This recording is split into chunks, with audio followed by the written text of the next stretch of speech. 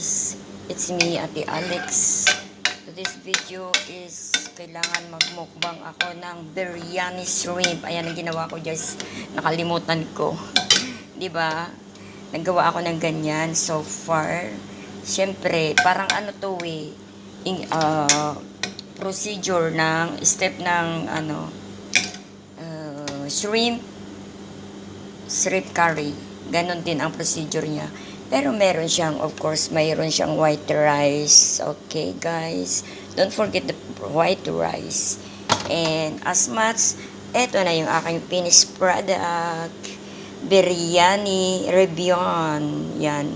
Shrimp kasi sa kanila, guys, ang tawag nila ay Rebian. Ayan. So, ang toppings niya ngayon, of course, yung white rice is nasa baba.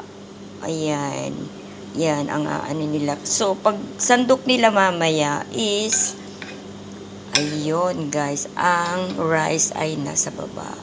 This is what they call biryani Rebian. Alright. It's me, Ate Alex.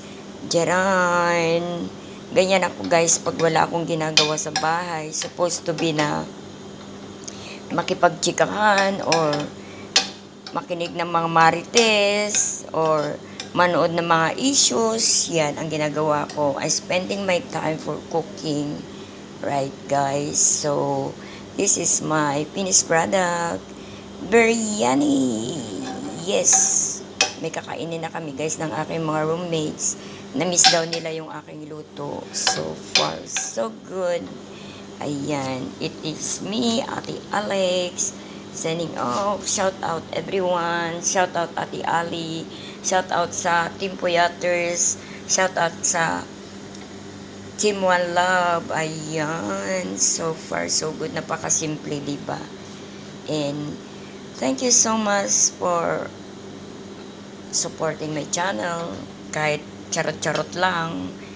Shout out Chong Aaron, shout out Kuya Ray, shout out sa Team TTJ and Friends, Team One Love, Team True Love, ayun. Team Idol, kumusta na kayo mga idols? It's me, Ate Alex, Jaran, Charot, Babus, love you guys.